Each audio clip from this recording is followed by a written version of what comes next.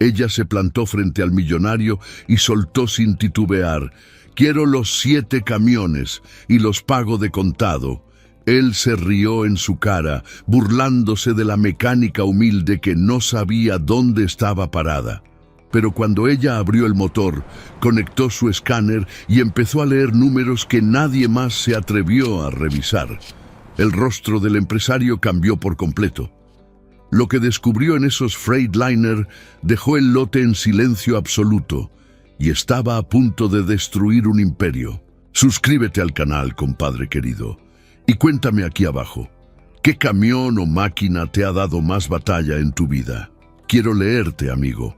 El sol de Guadalajara caía como plomo derretido sobre el asfalto de la comercializadora automotriz del Bajío aquella mañana de junio.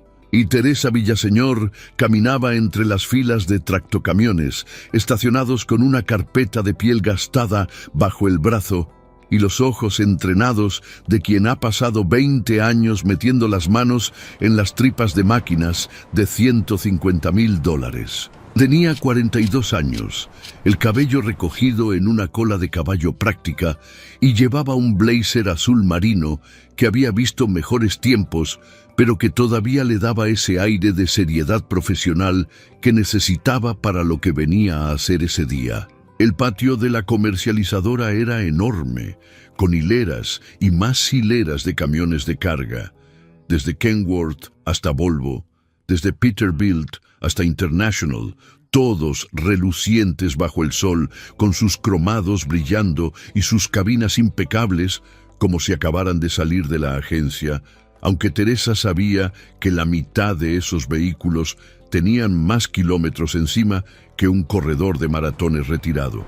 Se detuvo frente a una sección específica del lote donde 7 Freightliner Cascadia blancos estaban estacionados en formación casi militar, todos idénticos, salvo por las placas de diferentes estados que colgaban de sus defensas traseras. Sacó de la carpeta una hoja de papel impresa la noche anterior en su pequeña oficina de Tlaquepaque, una lista detallada con los números de serie de esos 7 camiones específicos, y se quedó ahí parada observándolos con esa quietud intensa que desarrollas cuando tu trabajo consiste en encontrar mentiras escondidas dentro de toneladas de acero y aluminio. «Buenos días, señorita». Una voz masculina interrumpió su concentración y Teresa volteó para encontrarse con un hombre de unos 52 años, barrigón, con camisa guayabera blanca y un reloj que probablemente costaba más que su camioneta. ¿Puedo ayudarle en algo? ¿Busca algún modelo en particular o solo está echando un vistazo?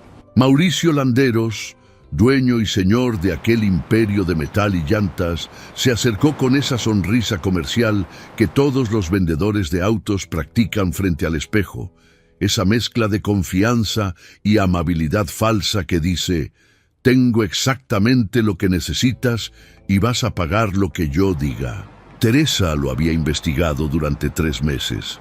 Hijo de un transportista que quebró en los 90, construyó su fortuna comprando flotillas completas de camiones usados a empresas en problemas y revendiéndolos con márgenes obscenos, 32 años en el negocio, reputación impecable ante las cámaras de comercio y, según los rumores que corrían entre los mecánicos de las terminales de autobuses, un hijo de la chingada que vendería a su propia madre si el precio fuera el correcto.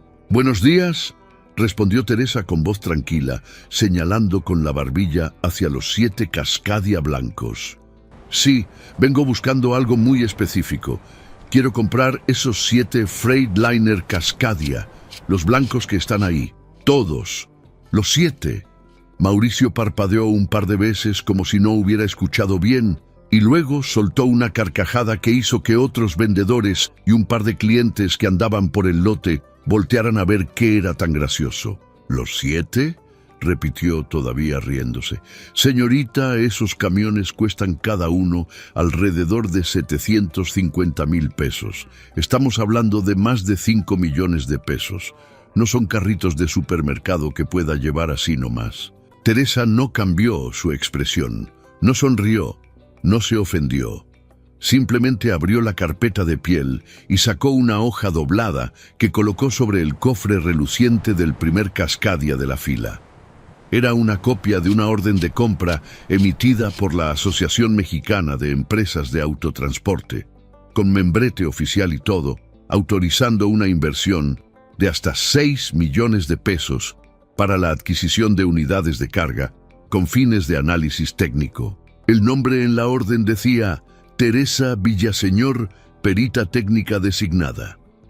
Pago de contado, dijo ella, sacando ahora una segunda hoja, esta vez su credencial laminada de la Secretaría de Comunicaciones y Transportes, que la identificaba como ingeniera mecánica certificada con especialización en dictámenes de fraude vehicular. Transferencia bancaria, sin financiamiento, sin enganche, sin trueques. Solo quiero los 7 camiones exactamente como están anunciados en su página web. Freightliner Cascadia, modelo 2018, entre 120.000 y 150.000 kilómetros, con documentación completa y garantía de procedencia legal. La sonrisa de Mauricio se evaporó como agua en comal caliente. Dio 2 pasos hacia atrás, mirando alternativamente la orden de compra, la credencial y el rostro sereno de Teresa, tratando de procesar qué demonios estaba pasando. Su cerebro de vendedor experimentado empezó a encender luces de alarma porque algo en todo esto no cuadraba, porque nadie, absolutamente nadie, llega a una comercializadora con una orden de compra de la AMEA pidiendo 7 camiones específicos de entre los 80 que hay en el lote. Señorita, balbuceó, recuperando algo de compostura. Mire, estos camiones son excelentes inversiones, unidades premium con mantenimiento al día, pero ¿puedo preguntar para qué necesita específicamente estos 7? Tenemos otros Cascadia igual de buenos, incluso más nuevos, modelo 2020. Quiero estos 7, interrumpió Teresa guardando los documentos en la carpeta.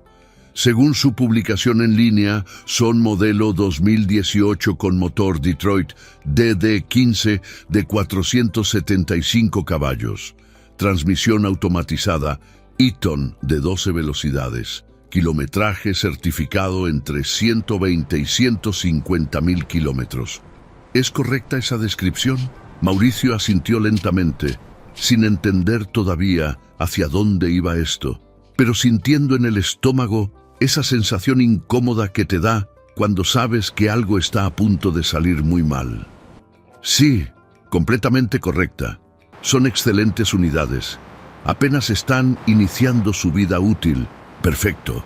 Teresa caminó hasta el primero de los 7 camiones y puso la mano sobre la manija de la puerta. Entonces, no tendrá problema en que haga una inspección rápida antes de autorizar la transferencia. Solo necesito verificar algunos detalles técnicos. Rutina estándar cuando compras flotillas completas. ¿Me permite? No esperó respuesta. Abrió la puerta del Cascadia y subió a la cabina con la agilidad de alguien que ha trepado a tractocamiones toda su vida. El interior olía a ese aroma de auto nuevo falso que venden en latas, pero debajo de eso, Teresa detectó el olor inconfundible de plásticos viejos expuestos al sol durante años, ese olor acre que ningún ambientador puede disfrazar del todo. Se sentó en el asiento del conductor y pasó las manos por el volante, sintiendo con las yemas de los dedos las grietas microscópicas en el cuero sintético, grietas que solo aparecen después de 4 o 5 años de exposición constante al sol del norte de México. Bonito volante, comentó en voz alta para que Mauricio escuchara desde abajo. Aunque tiene unas marquitas curiosas para un camión del 2018. El cuero de estos modelos no se agrieta así hasta que tienen al menos... ¿Cuánto? ¿6 años de uso intensivo? Mauricio subió al estribo del camión asomándose por la puerta abierta, y Teresa notó cómo una gotita de sudor le empezaba a bajar por la sien, a pesar de que adentro de la cabina el calor Todavía no era insoportable. «Son marcas normales del uso, señorita», dijo con voz que intentaba sonar casual, pero que salió medio quebrada. «Estos camiones trabajan, no son de vitrina. El Sol de Jalisco es bien cabrón con los interiores». Teresa asintió como si le creyera y luego bajó la mirada hacia los pedales. Se inclinó, sacó su celular y activó la linterna para iluminar el pedal del acelerador. El aluminio antiderrapante mostraba surcos profundos, desgaste que iba mucho más allá de lo que 130.000 kilómetros podrían causar. Tomó una foto, luego otra, y después se enderezó mirando el cuentakilómetros digital que marcaba 142.000 kilómetros exactos. «Interesante», murmuró, más para sí misma que para Mauricio. Teresa bajó de la cabina del primer Cascadia y caminó directamente hacia la parte trasera del tractocamión, agachándose junto a la quinta rueda con una agilidad que hizo que Mauricio entendiera que esta mujer sabía exactamente lo que estaba buscando. Sacó de su carpeta una pequeña linterna de LED de alta potencia y se deslizó parcialmente debajo del chasis, iluminando el bloque del motor visible a través de las rejillas de ventilación del compartimento. Estuvo ahí casi 2 minutos, completamente silenciosa, tomando fotografías con el celular de números de serie grabados en el aluminio del motor Detroit DD15. Números que estaban en lugares donde solo alguien que conociera íntimamente la arquitectura de esos motores sabría buscar. Cuando salió de debajo del camión, tenía una mancha de grasa en el blazer y una expresión en el rostro que Mauricio no supo interpretar, pero que le heló la sangre. Teresa se limpió las manos con un pañuelo que traía en el bolsillo y abrió una aplicación en su tablet, una base de datos que había construido durante meses conectándose a servidores de Detroit Diesel Corporation a través de contactos que tenía en la industria. Introdujo el número de serie del motor. Esperó 5 segundos mientras el sistema cruzaba información y cuando apareció el resultado en pantalla, sonrió de una manera que no tenía nada de amable. Motor número 14. GH 56342, leyó en voz alta, girándose hacia Mauricio que había bajado del estribo y la miraba con los brazos cruzados tratando de aparentar calma. Fabricado en la planta de Detroit en agosto del 2014. Serie de producción que corresponde a los modelos Cascadia Evolution del ciclo 14-15, no del 18, como está anunciado este camión. ¿Quiere explicarme cómo un motor fabricado en agosto del 2014 está instalado en un tractocamión que supuestamente salió de la línea de ensamblaje en abril del 2018? Mauricio abrió la boca pero no salió ninguna palabra. Su cerebro trabajaba a 1000 por hora tratando de inventar una explicación plausible, cualquier cosa que sonara remotamente creíble, pero Teresa no le dio tiempo. «Déjeme adivinar», continuó ella, caminando hacia el segundo Cascadia blanco de la fila. «Me va a decir que el motor original tuvo alguna falla catastrófica y que le instalaron un motor remanufacturado de modelo anterior. Es una buena excusa. Funciona el 90% de las veces con compradores que no saben verificar estas cosas. El problema es que cuando cambias un motor completo en un tractocamión comercial, estás obligado por ley federal a reportar ese cambio a la SCT y actualizar la documentación del vehículo. ¿Tiene esos reportes? ¿Tiene las órdenes de trabajo de las supuestas remanufacturas de motor en los 7 camiones? Silencio. Un silencio tan pesado que hasta los mecánicos que trabajaban al fondo del taller dejaron de hacer ruido con sus herramientas neumáticas, como si el universo entero se hubiera detenido a escuchar lo que venía después. Teresa abrió la puerta del segundo Cascadia y esta vez no se molestó en subir completa. Se quedó parada en el estribo y señaló el panel de instrumentos, específicamente la pantalla digital del tablero que mostraba todos los datos del vehículo. Estos camiones traen un módulo de control electrónico, el SM, que es básicamente la computadora que gobierna todo el motor. Cada vez que prendes el camión, cada vez que aceleras, cada vez que frenas, cada vez que cambias de velocidad, ese módulo registra datos. Es como una caja negra de avión, pero en un tractocamión. Y lo interesante de los SM de Detroit Diesel es que tienen un contador interno de horas de motor que no se puede resetear. Está escrito directo en un chip de memoria permanente. 300.000 millas equivalen aproximadamente a 15.000 horas de operación continua. 130.000 kilómetros que este camión dice tener son como 80.000 millas, que serían, ¿qué? 4.000 horas de motor, máximo 5.000. Sacó de su carpeta un pequeño dispositivo negro con un cable que terminaba en un conector OBD, un escáner de diagnóstico automotriz profesional de los que cuestan $3.000 y que solo los talleres especializados tienen. Lo conectó al puerto de diagnóstico debajo del tablero del Cascadia, esperó a que el dispositivo iniciara y cuando la pantalla se iluminó con datos técnicos, volteó a ver a Mauricio con una expresión que era mitad decepción y mitad furia contenida. 14.732 horas de operación registradas en el módulo original del motor, anunció mostrándole la pantalla del escáner. Esos son aproximadamente 500.000 kilómetros, señor Landeros. 500.000.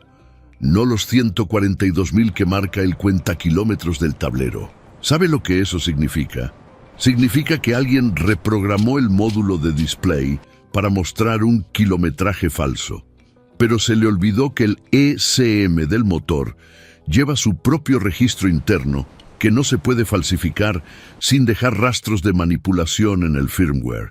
Mauricio dio otro paso atrás y esta vez su cara perdió todo rastro de color. Dos clientes que andaban viendo camiones en otra sección del lote empezaron a acercarse atraídos por el tono de voz cada vez más alto de Teresa.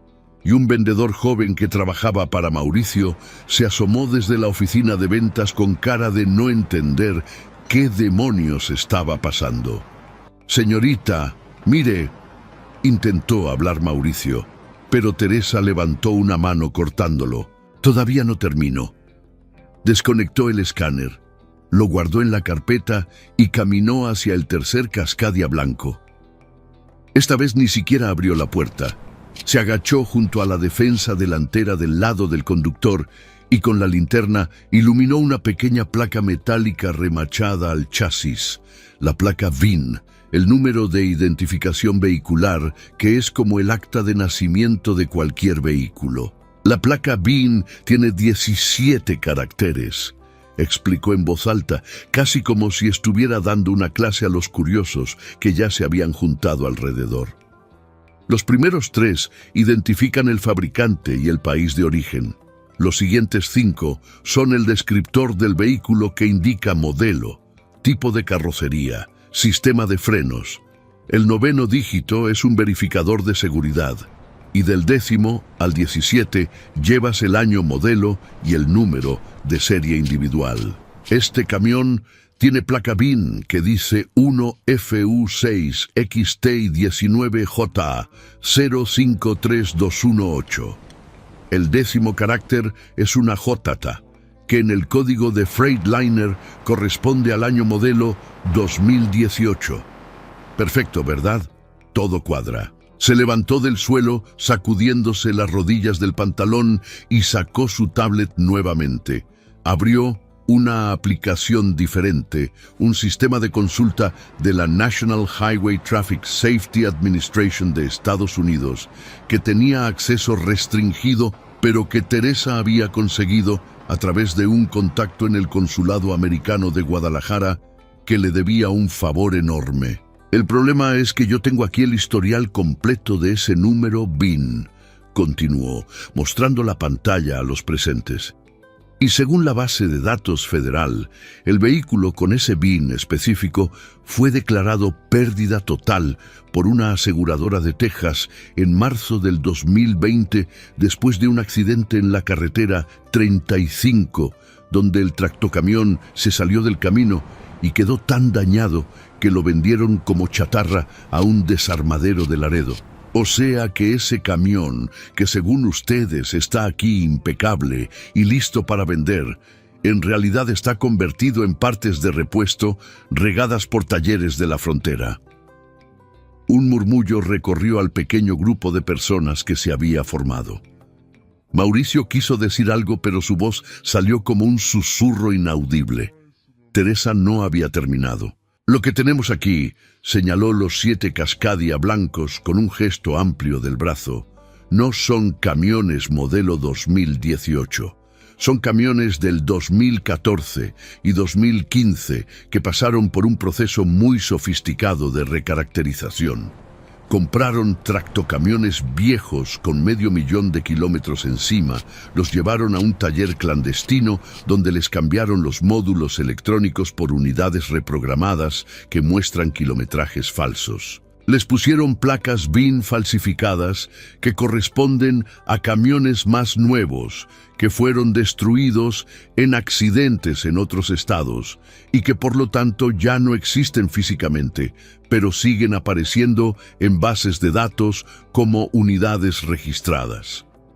Les hicieron una restauración cosmética completa, pintura nueva, interiores reacondicionados, cromados pulidos, todo para que parecieran seminuevos. Y luego los pusieron en venta a precio de mercado de unidades con 130,000 kilómetros, cuando en realidad tienen 400 o 500,000 kilómetros de uso real. Sacó su celular y empezó a tomar fotografías de los 7 camiones desde diferentes ángulos. Fotografías de las placas VIN, fotografías de los números de serie de los motores, fotografías de los interiores mostrando los detalles del desgaste real. Mauricio finalmente reaccionó y dio un paso hacia ella con las manos levantadas en gesto de súplica. «Espere, espere», gritó con voz desesperada. «No sé de qué está hablando. Yo compro estos camiones de terceros, de otras comercializadoras, de subastas. No soy responsable de...» «¿No es responsable?» Teresa se giró hacia él con los ojos encendidos. «Tiene transferencias bancarias registradas por un total de 340,000 pesos a un taller en Zapopan llamado Electrónica Automotriz Especializada, que según mis investigaciones se dedica exclusivamente a reprogramar módulos de control de vehículos pesados. Las fechas de esas transferencias coinciden perfectamente con la llegada de estos 7 camiones a su lote y con los cambios de kilometraje en los sistemas internos. ¿Quiere que le muestre los comprobantes bancarios que obtuve a través de una orden judicial de la AMEA? El silencio que siguió fue absoluto. Hasta los pájaros dejaron de cantar en los árboles que daban sombra al estacionamiento de la comercializadora. Mauricio se dejó caer sentado en el estribo de uno de los Cascadia con la cara entre las manos, derrotado, expuesto, destruido. Teresa guardó el celular y se paró frente a él con la carpeta bajo el brazo. «Durante 4 meses me infiltré en el mercado de camiones usados de todo el Bajío», dijo con voz más calmada pero igual de firme. «Visité 32 comercializadoras, hablé con mecánicos, con transportistas, con choferes que habían comprado tractocamiones que se les desbarataron a los 6 meses de uso. Rastreé números de serie a través de bases de datos internacionales. Crucé información con aseguradoras americanas. Documenté cada venta sospechosa. Y todas las pistas, absolutamente todas, me trajeron aquí, a su negocio. 47 tractocamiones vendidos en los últimos 2 años con esta misma modalidad de fraude. 47 transportistas que perdieron cientos de miles de pesos en reparaciones porque compraron camiones con 500,000 de kilómetros creyendo que tenían 130,000. ¿Sabe cuánto cuesta reconstruir una transmisión Eaton cuando falla por falta de mantenimiento? ¿Sabe cuánto cuesta cambiar los inyectores de un Detroit DD15 cuando se carbonizan porque el motor ya debía haber pasado por su overhaul mayor hace 100.000 kilómetros? Mauricio no respondió, ni siquiera levantó la cara de entre sus manos. No vine aquí a comprar estos camiones, confesó Teresa. Vine a documentarlos como evidencia material. Mañana a primera hora, el consorcio de transportadoras que me contrató va a presentar 47 demandas civiles por reparación de daños y perjuicios contra la comercializadora automotriz del Bajío.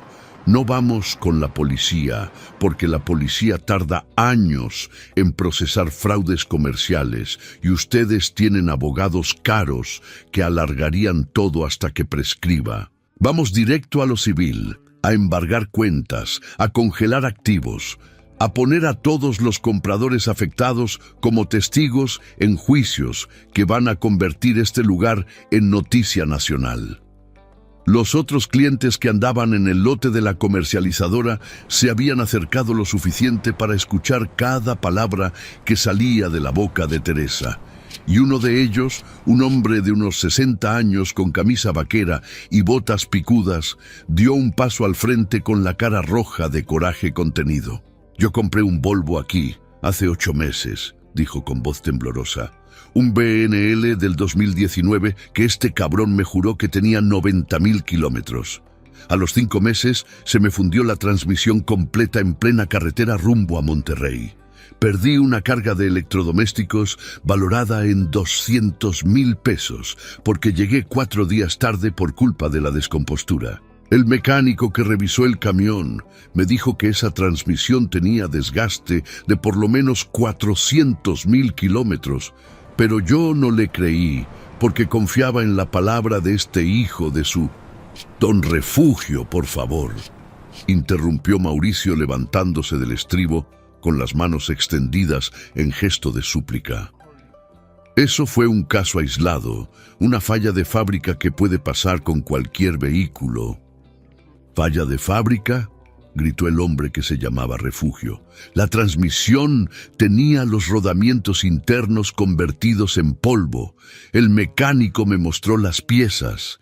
Me dijiste que el camión había sido de un solo dueño, una empresa de paquetería que lo mantenía en carretera nacional, y resulta que había trabajado en el norte arrastrando tráilers con sobrepeso». Teresa sacó de su carpeta otra hoja impresa y se la extendió a don Refugio. Era una fotografía de una orden de compra con el sello de una casa de subastas de Arizona, mostrando que el Volvo UNL que él había comprado originalmente pertenecía a una compañía de transporte de materiales de construcción que lo había vendido como chatarra funcional después de acumular 600.000 kilómetros en 3 años, operando entre Phoenix y Las Vegas, arrastrando cargas que excedían los límites legales de peso. Su camión fue comprado en subasta por $19.000, explicó Teresa. Luego fue traído ilegalmente a México.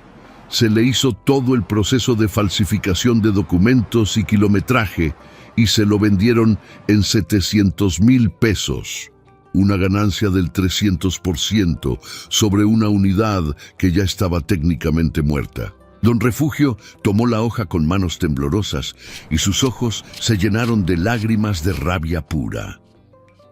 Otro cliente, una mujer de unos 40 años con overol de trabajo, se acercó al grupo. «Yo también compré aquí», dijo con voz fuerte.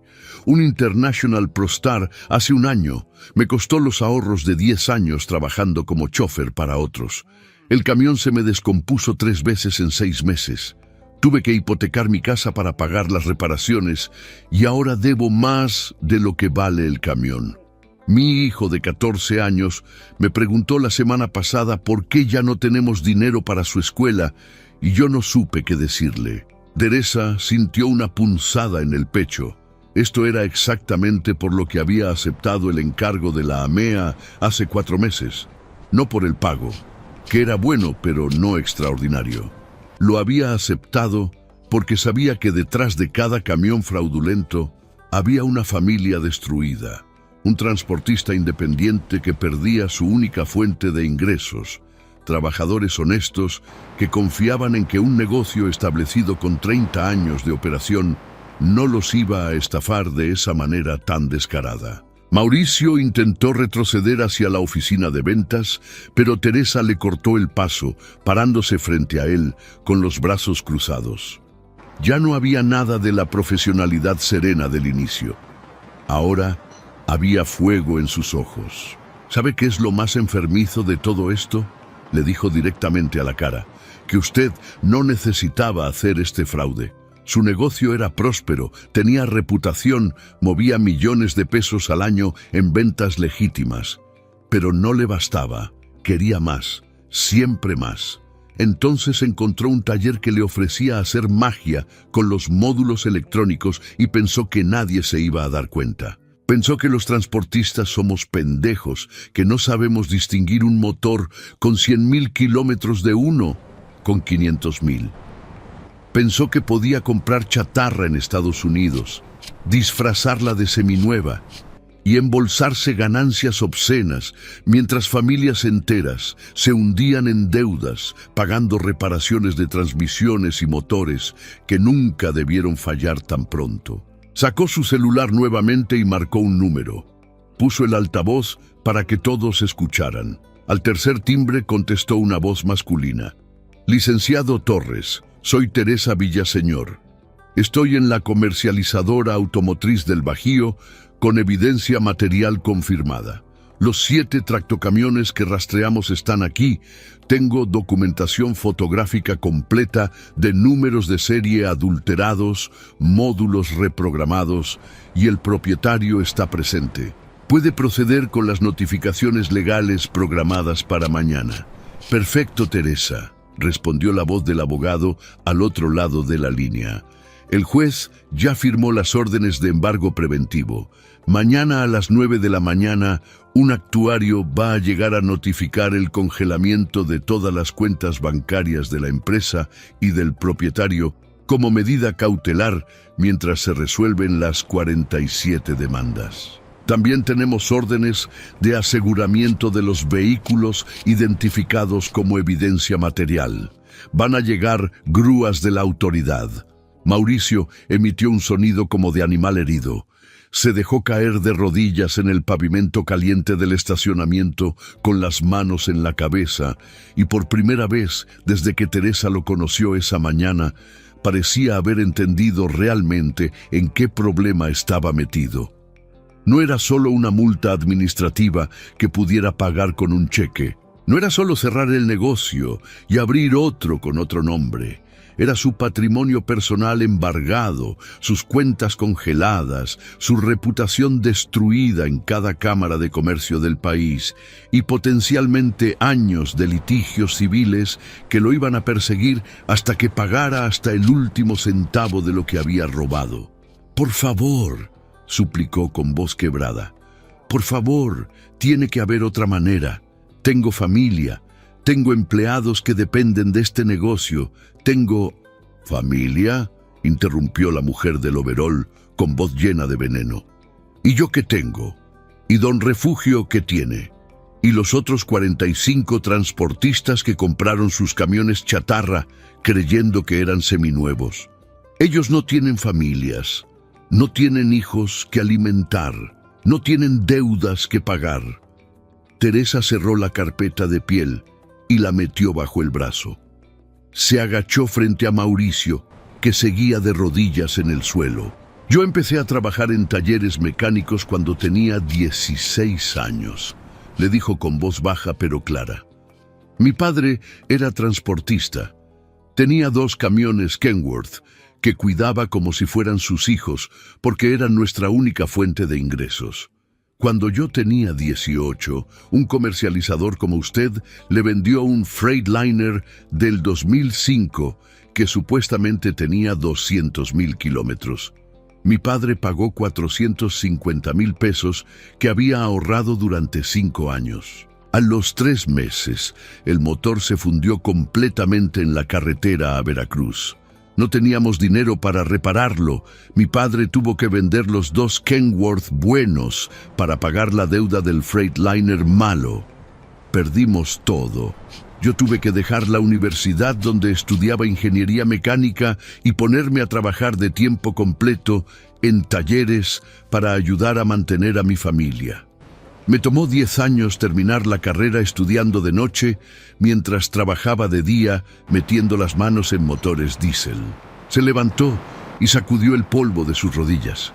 Mauricio levantó la cara y la miró con ojos rojos. «Entonces usted sabe», susurró, «usted sabe lo que es perderlo todo». «Exactamente por eso estoy aquí», respondió Teresa. «Porque yo sí sé lo que se siente.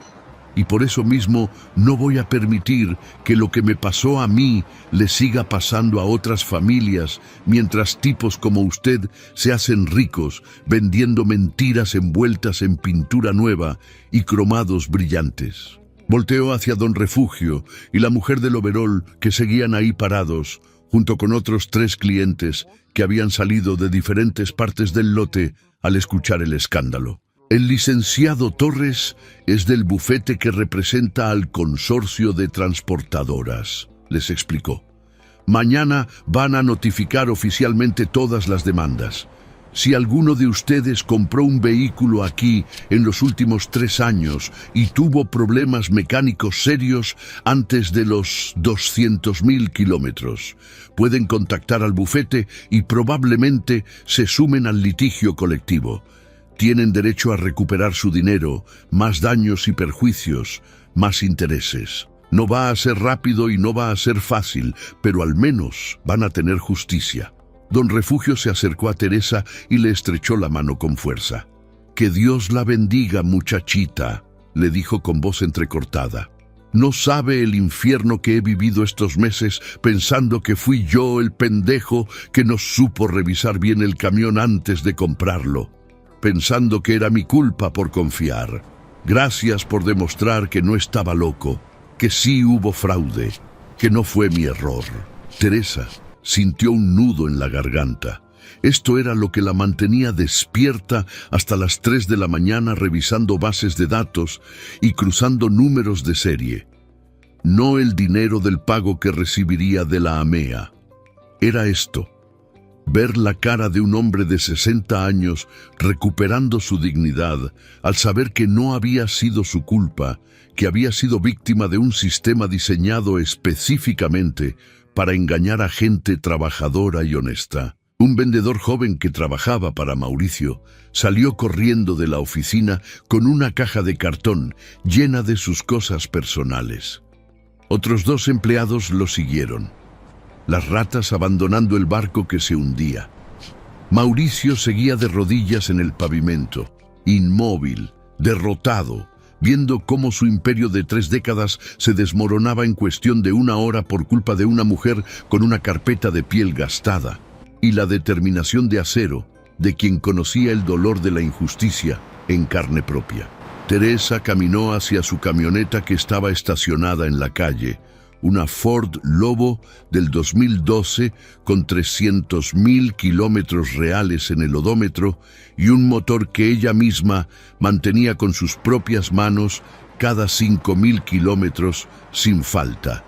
Antes de subir, volteó una última vez hacia los 7 Freightliner Cascadia blancos que seguían ahí formados como soldados de mentira, relucientes bajo el sol, hermosos por fuera, pero podridos por dentro, exactamente como el negocio que los vendía. Teresa no había avanzado ni 10 metros hacia su camioneta cuando escuchó pasos apresurados detrás de ella. Era Mauricio, que se había levantado del pavimento y corría con la desesperación de un hombre que ve su vida entera desmoronándose en tiempo real. La alcanzó justo cuando ella abría la puerta de la Lobo y puso una mano sobre el metal caliente de la carrocería, bloqueándole el paso. «Espere, por favor», jadeó con la respiración entrecortada. Solo escúcheme un momento. 5 minutos. Se los suplico». Teresa lo miró con una mezcla de cansancio y algo que podría haber sido lástima si no fuera porque había visto demasiadas caras de transportistas arruinados en los últimos 4 meses como para sentir compasión por el hombre que los había arruinado. Pero había algo en los ojos de Mauricio, algo más allá del pánico obvio, que la hizo cerrar la puerta de la camioneta y cruzarse de brazos esperando a que hablara. «Yo no empecé con esto», dijo Mauricio con voz ronca.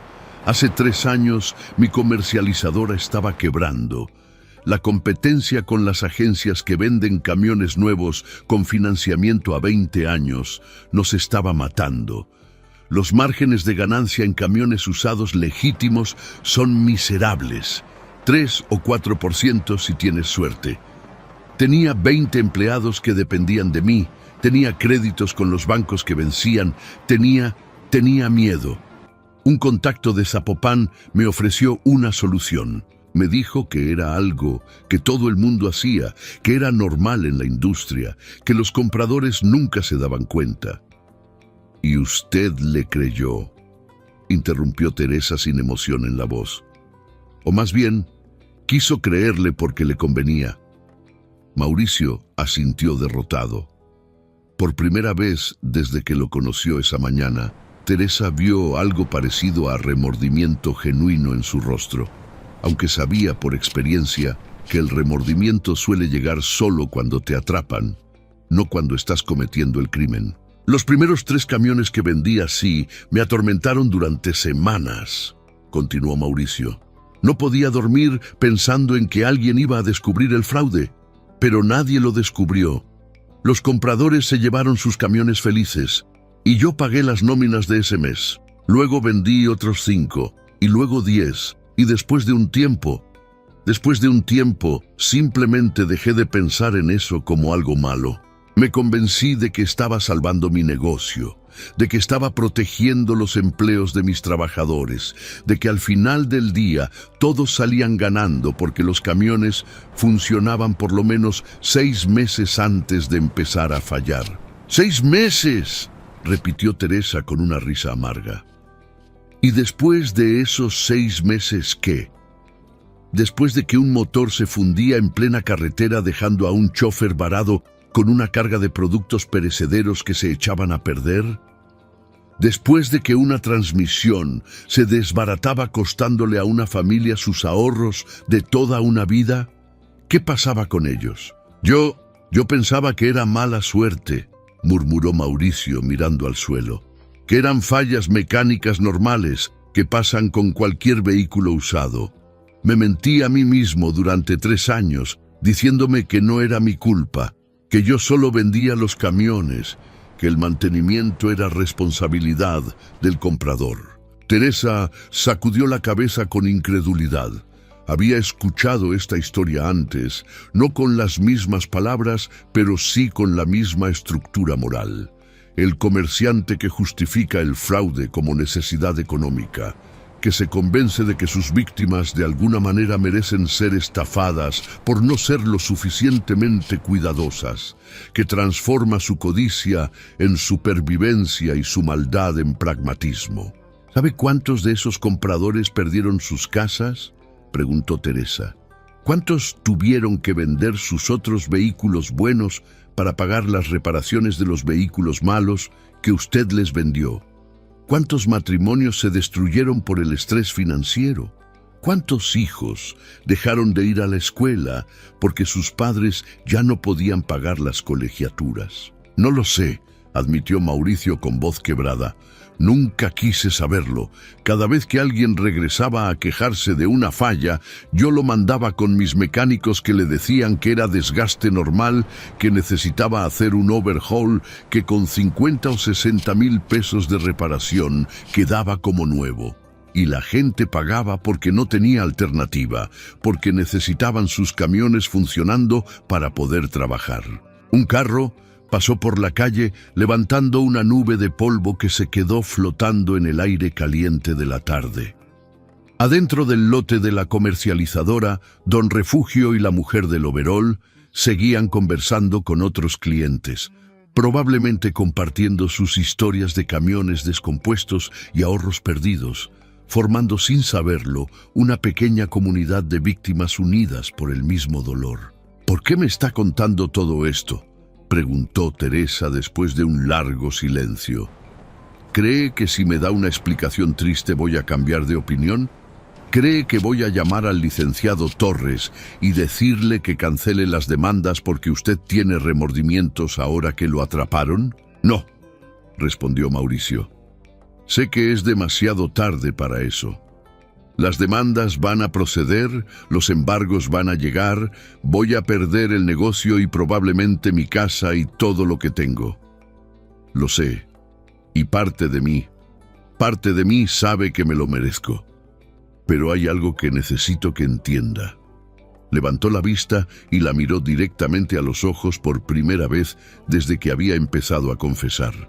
Los 20 empleados que trabajaban aquí, los mecánicos, los lavadores, los vendedores, las secretarias, ellos no sabían nada del fraude. Yo era el único que manejaba las transacciones con el taller de Zapopan. Ellos son gente honesta que solo hacía su trabajo.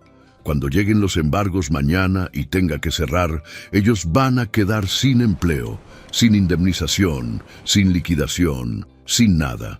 Sus familias van a sufrir por algo que yo hice. Teresa sintió algo removerse en su pecho. Esto era lo complicado de la justicia, lo que nadie te explicaba cuando estudiabas leyes o ética en la universidad, que castigar al culpable casi siempre implicaba lastimar también a inocentes que dependían del culpable. Los empleados de Mauricio no tenían la culpa de sus decisiones, pero iban a pagar las consecuencias de todas formas, porque así funcionaba el mundo real, donde las empresas quebradas despedían a todos sin importar quién era responsable del quebranto. ¿Qué quiere que haga?, preguntó Teresa con voz más suave. No puedo detener las demandas. 47 familias merecen justicia y reparación. No puedo anteponer el bienestar de 20 empleados al de 47 transportistas arruinados. No le pido que detenga nada, dijo Mauricio. Solo le pido que cuando hable con el licenciado Torres le sugiera que parte de la reparación que yo tenga que pagar se destine específicamente a un fondo de indemnización para mis empleados. Tengo propiedades, tengo inversiones, tengo cuentas que van a embargar. Que lo embarguen todo, no me importa, pero que al menos una parte sirva para que la gente que trabajó conmigo, honestamente, no termine en la calle por mis errores. Teresa estudió el rostro de Mauricio buscando señales de manipulación, de actuación, de otro intento desesperado de salvar algo de su imperio. Pero lo único que vio fue cansancio genuino. El tipo de agotamiento que viene de cargar 3 años de mentiras en la espalda y finalmente dejar que el peso te aplaste. No era redención, no era suficiente para borrar el daño que había causado, pero era al menos un reconocimiento de que otras personas iban a sufrir por sus decisiones y que eso le importaba, aunque fuera un poco. Voy a hablar con el licenciado Torres, dijo finalmente. No puedo prometerle nada, pero voy a mencionarle lo de los empleados. Si el juez considera que su patrimonio es suficiente para cubrir las reparaciones a los transportistas, más un fondo para los trabajadores, tal vez se pueda hacer algo. Tal vez. Pero eso no cambia nada de lo fundamental. Usted arruinó familias por codicia y va a pagar por eso con todo lo que tiene. Mauricio asintió lentamente y dio un paso atrás, alejándose de la camioneta. Parecía haber envejecido 10 años en las últimas 2 horas. Teresa subió a la Lobo y arrancó el motor, ese viejo V8 de 5.4 litros que conocía cada ruido y cada vibración, porque lo había desarmado y armado con sus propias manos 3 veces en los últimos 12 años. Antes de poner la reversa para salir del estacionamiento, bajó la ventanilla y le dirigió una última mirada a Mauricio, que seguía parado ahí en medio del lote rodeado de camiones que ahora nadie iba a querer comprar. Una cosa más, le dijo. Si alguna vez intenta volver a este negocio bajo otro nombre o en otra ciudad, yo me voy a enterar. Y la próxima vez no voy a ir primero con abogados. Voy a ir directo a los medios de comunicación con toda la evidencia. Voy a asegurarme de que su nombre y su cara aparezcan en todos los noticieros del país, como ejemplo de lo que no se debe hacer. ¿Quedó claro? Clarísimo, respondió Mauricio con voz hueca. Teresa salió del estacionamiento y condujo 3 cuadras antes de detenerse en el semáforo de una avenida grande. Solo entonces se permitió cerrar los ojos por un momento y soltar el aire que había estado conteniendo. Había terminado. 4 meses de investigación, cientos de horas revisando documentos, docenas de viajes a diferentes ciudades rastreando números de serie. Todo había culminado en esta mañana, donde finalmente había expuesto a un fraude masivo que había arruinado a decenas de familias trabajadoras. Teresa manejó durante 20 minutos por las calles de Guadalajara sin rumbo fijo, solo dejando que el motor de la Lobo ronroneara mientras su mente procesaba todo lo que acababa de pasar. Terminó estacionándose en el mirador de un parque pequeño, desde donde se veía la ciudad extendiéndose hasta el horizonte, miles de techos bajo el sol de mediodía, miles de familias viviendo sus vidas sin saber que en algún lote de autos usados alguien acababa de recibir justicia en su nombre. Sacó el celular y llamó al licenciado Torres. «Teresa, ¿todo bien?», contestó el abogado inmediatamente. «Todo documentado», respondió ella.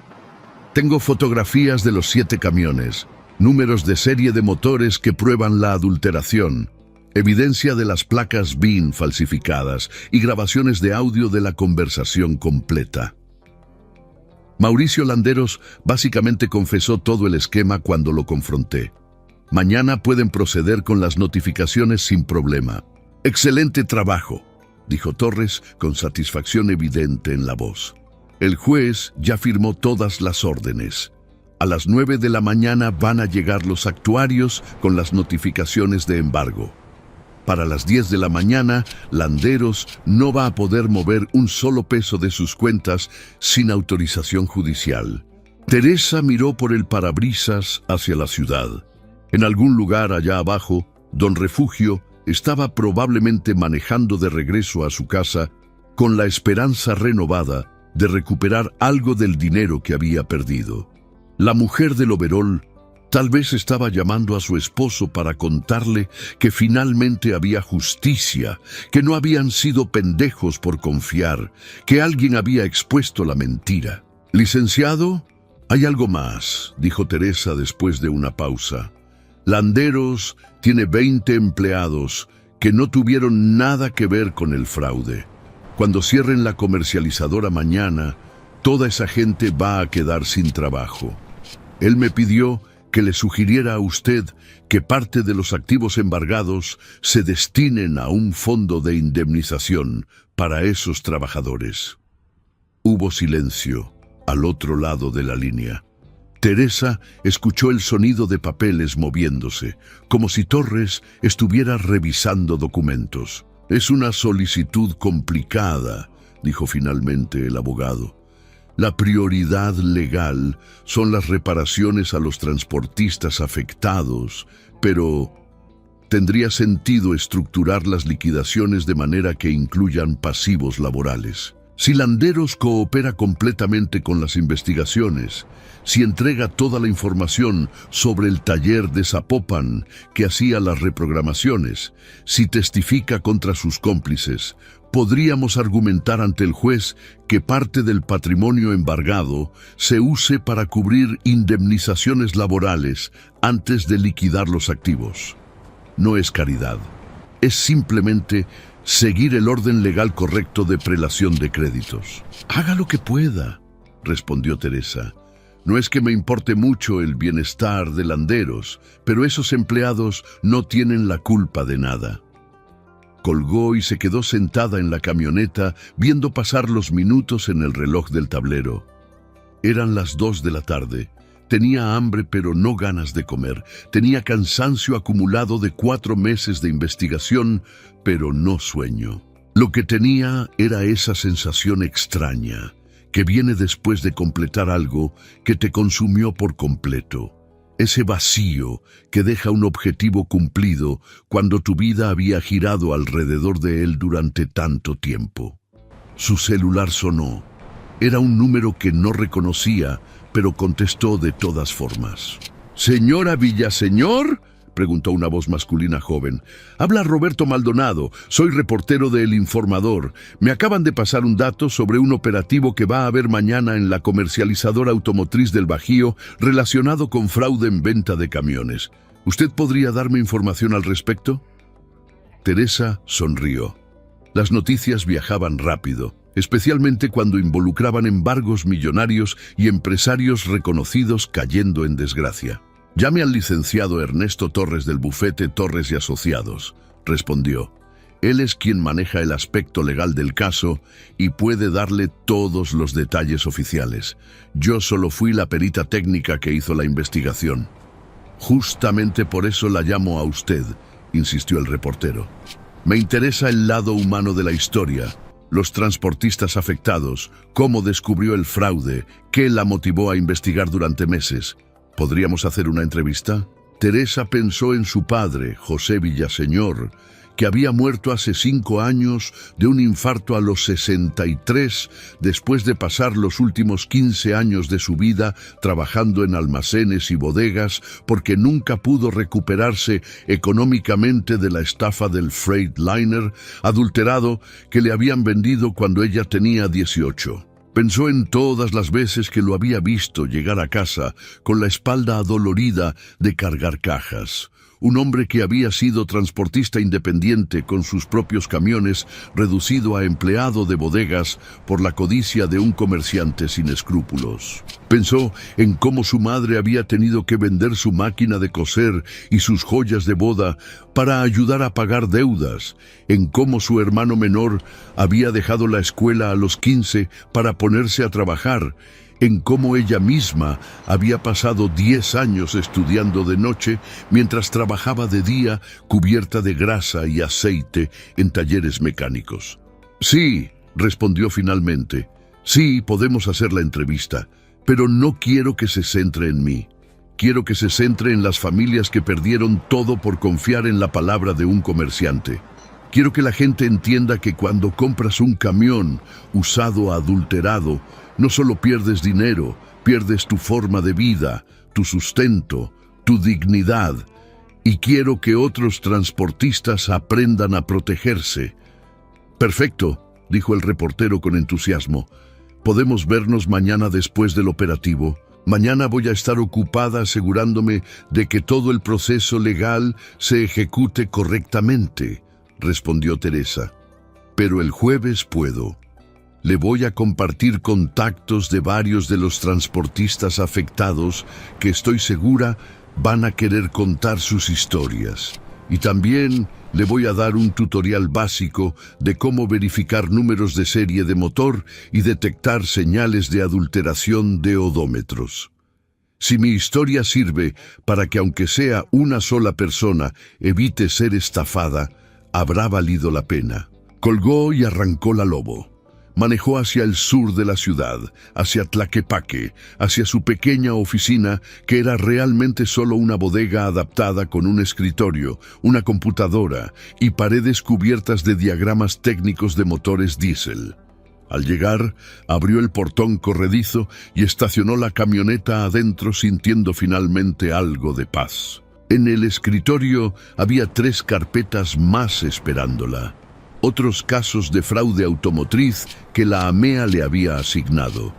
Una flotilla de autobuses que supuestamente tenían frenos recién reacondicionados, pero que estaban presentando fallas peligrosas. Un lote de pick-ups que vendían como nacionales, pero que eran aparentemente robadas en Estados Unidos y legalizadas con documentación falsa, y una serie de vans de pasajeros que tenían modificaciones estructurales no autorizadas que ponían en riesgo a los ocupantes. Meses y meses de trabajo por delante. Más investigaciones, más noches sin dormir, más horas agachada debajo de camiones fotografiando números de serie, más confrontaciones con comerciantes corruptos, más familias a las que ayudar a recuperar algo de lo que habían perdido. Abrió la primera carpeta y empezó a leer el resumen del caso de los autobuses.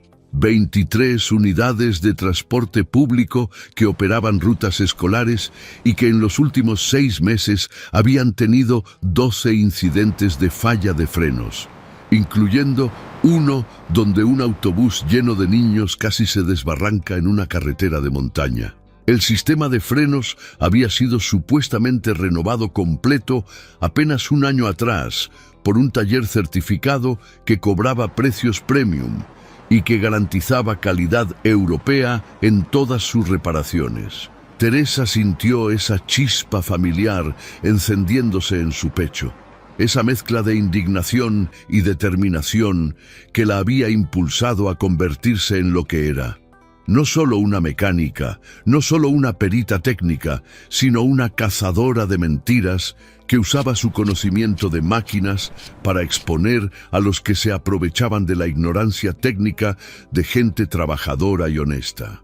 Tomó su celular y marcó el número del director de la compañía de autobuses que aparecía en la carpeta. Contestó un hombre que sonaba mayor y preocupado. «Señor Gutiérrez, habla Teresa Villaseñor de la AMEA. Tengo su caso asignado. Necesito que me dé acceso a sus 23 unidades para hacer inspecciones técnicas completas de los sistemas de frenado.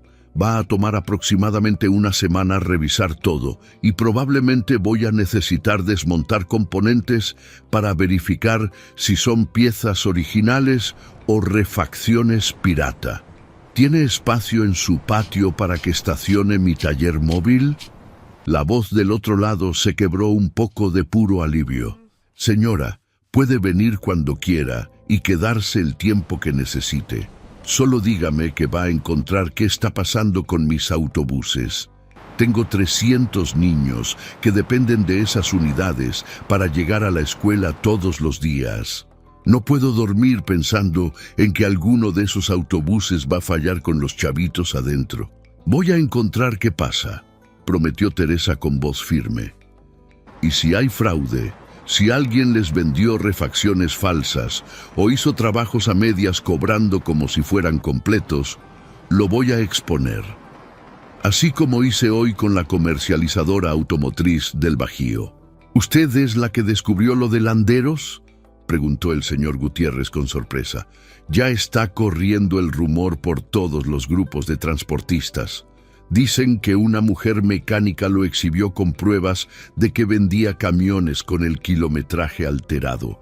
«La misma», confirmó Teresa, «y voy a hacer exactamente lo mismo con quien sea que le esté vendiendo frenos malos a usted. Nos vemos el lunes temprano». Colgó y se quedó sentada en su escritorio viendo las 3 carpetas de casos nuevos.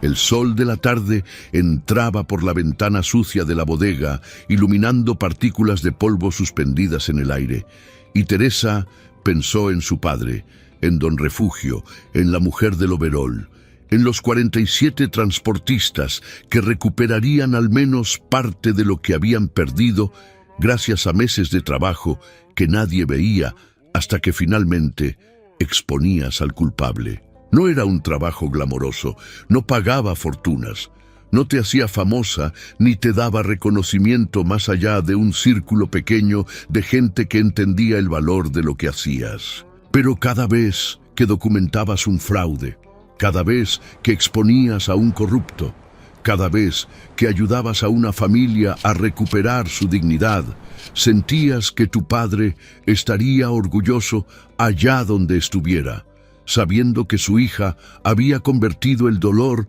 de lo que les hicieron en el combustible para evitar que le hicieran lo mismo a otros. Teresa guardó las carpetas en el cajón del escritorio, apagó las luces de la bodega y salió cerrando el portón con candado. Mañana sería un día largo viendo cómo ejecutaban los embargos contra Mauricio Landeros. Pasado mañana daría la entrevista al reportero. El lunes empezaría con el caso de los autobuses escolares. Pero esta noche, por primera vez en 4 meses, iba a dormir tranquila sabiendo que había hecho justicia. No la justicia perfecta que arreglaba todo y borraba el dolor pasado, pero sí la justicia posible, la justicia real, la única que existía en un mundo donde las máquinas mentían y los hombres codiciosos se aprovechaban de esas mentiras para enriquecerse a costa de gente que solo quería trabajar honestamente. Subió a su lobo y manejó hacia su casa mientras el sol se ponía sobre Guadalajara, pintando el cielo de naranja y púrpura, y Teresa Villaseñor, 42 años, ingeniera mecánica, perita técnica, hija de un transportista que perdió todo por confiar en la palabra equivocada. Sonrió pensando en que mañana 47 familias despertarían sabiendo que alguien había peleado por ellas, que alguien había usado su conocimiento de motores y transmisiones no para arreglar lo que estaba roto, sino para exponer a quienes rompían las cosas a propósito y luego pretendían que siempre habían estado así.